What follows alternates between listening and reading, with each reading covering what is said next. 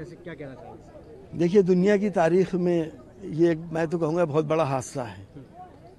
आज तक हिंदुस्तान ही नहीं बल्कि पूरी दुनिया में इतनी बड़ी तादाद में एमपीज़ को निलंबन नहीं करा गया, सिर्फ इस डिमांड के ऊपर कि हम अपने होम मिनिस्टर को सदन में बुला रहे थे और एक वक्तव्य चाह रहे थे जो आतंकवादी हमला देश की संसद के अंदर हुआ। अगर खुदा न खास्ता उनके जूतों में RDX होता तो क्या होता, इसको इतना लाइटली नहीं लेना चाहिए। वो यही कह रहे थे कि हम इंक्वायरी कर रहे हैं, सख्त से सख्त सजा देंगे और हम छोड़ेंगे नहीं, बात ख़त्म हो जाती, कुछ भी नहीं होता। लेकिन इसको ईगो बना लिया।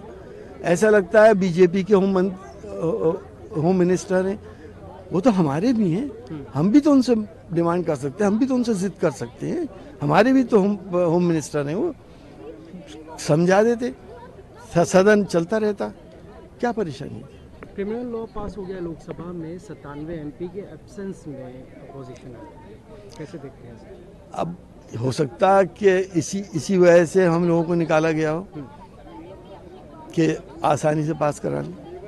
सर, राम मंदिर भी प्राण प्रतिष्ठा 22 तारीख को होने वाली है। बीजेपी बहुत पुराना मुद्दा रहा है बीजेपी का, क्या इसमें कोई फायदा मिलने वाला है 2024 में बीजेपी? नहीं, देखिए, काठ की हांडी बार बार नहीं चढ़ती। मैं तो ये मानता हूँ रामचंद्र जी को इस तरह से इस्तेमाल नहीं करना चाहिए। सियासत उनको इस्तेमाल करके अपनी मंजिलें तय ना करे। वो बहुत बड़े लीजेंड हैं, बहुत बड़ी स्पिरिचुअल शक्ति हैं। क्या आप मानते हैं कि रामचंद्र जी को हम लोग इस तरह से इस्तेमाल करें, लोगों को मारें, लोगों मस्जिदें गिरा दें, मंदिर बना लें? ये तो ऊपर जाके पता चलेगा इन लोगों को। रोड पर है, कैसे क्या कहना चाहेंगे? देखिए, दुनिया की तारीख में ये मैं तो कहूँगा बहुत बड़ा हादसा है।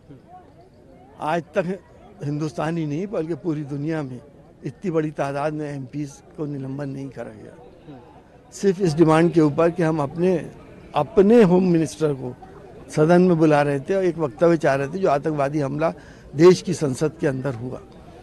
अगर खुदा न खास्ता उनके जूतों में RDX होता तो क्या होता, इसको इतना लाइटली नहीं लेना चाहिए। वो यही कह रहे थे कि हम इंक्वायरी कर रहे हैं, सख्त से सख्त सजा देंगे और हम छोड़ेंगे नहीं, बात ख़त्म हो जाती, कुछ भी नहीं होता। लेकिन इसको ईगो बना लिया।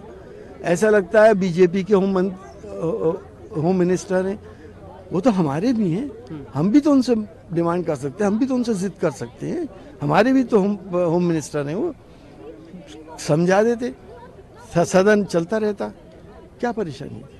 क्रिमिनल लॉ पास हो गया लोकसभा में, 97 MP के एब्सेंस में अपोजिशन है, कैसे देखते हैं सर? अब हो सकता है कि इसी वजह से हम लोगों को निकाला गया हो कि आसानी से पास करा लें।